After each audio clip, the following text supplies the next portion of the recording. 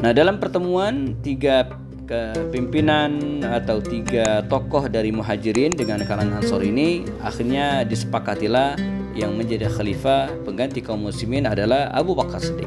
Nah, jadi Abu Bakar Siddiq radhiyallahu anhu dibaiat di taman ini, di kebun ini. Nah, sehingga sampai sekarang taman ini masih dipertahankan. Meniti jalan orang-orang mulia bersama para sahabat Rasulullah SAW, kita nikmati keindahan Islam.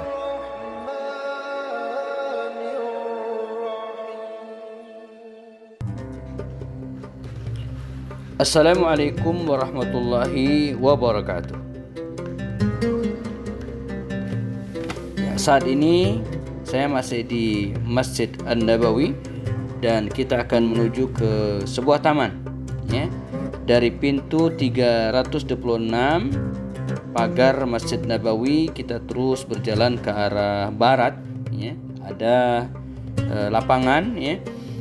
Dulu sebelum 2019 di tempat ini ada dua museum yang dikenal dengan Museum Asmaul Husna dan Museum Ma'rad Rasulullah, ya. Namun sekarang sudah tidak ada lagi, sudah diratakan dengan tanah dan kemungkinan untuk perluasan Masjid Nabawi, ya. Nah, kalau kita terus berjalan ke arah barat ini, kita akan menemukan sebuah taman yang masih diabadikan sampai sekarang. Inilah Taman Saqifah Bani Sa'idah, ya. Ini taman bersejarah, sampai hari ini tetap ada, sebab disinilah kaum muslimin berkumpul selepas wafatnya Rasulullah SAW. Kita tahu, ya, baginda Rasul SAW meninggal di hari Senin waktu duha, dan sempat pemakaman beliau tertunda karena dua hal. Pertama, karena sebagian para sahabat Nabi tidak yakin kalau Nabi meninggal dunia. Kemudian yang kedua, karena mereka harus memilih pemimpin setelah wafatnya Rasulnya. Nah, ini ada tulisan tertera di depannya Saqifah Bani Sa'idah, ya. Nah, setelah jelas dan pasti baginda Rasul meninggal dunia, maka sebagian sahabat Ansar datang ke tempat ini. Ini dulunya milik sahabat Rasul Sa'ad bin Ubadah dari kabilah Bani Al-Khazraj, ya.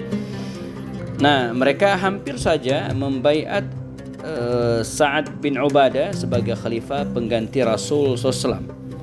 Maka mendengar hal itu, kalangan Muhajirin segera akan mendatangi kalangan Ansar yang segera akan membaiat Sa'ad bin Ubadah, mengantisipasi hal-hal yang tidak diinginkan, pertikaian antar kabilah, ya, atau antar kaum muslimin. Maka akhirnya yang diutus, ya, ke tempat ini tiga orang: Abu Bakar Siddiq, Umar bin Khattab radhiyallahu anhu, dan tentu saja Abu Ubaidah ibn Jarrah.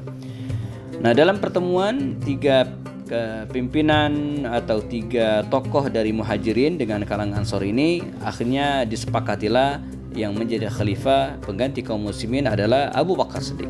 Nah, jadi Abu Bakar Siddiq radhiyallahu anhu dibaiat di taman ini, di kebun ini. Nah, sehingga sampai sekarang taman ini masih dipertahankan.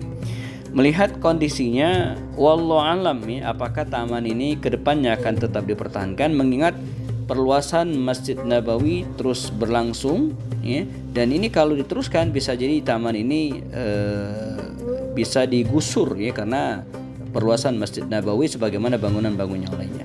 Padahal luar biasa kalau kita masuk ke dalam, ya, kita apalagi di musim dingin, ya, di mana sering turun curah hujan, ya, tentu taman ini akan lebih subur.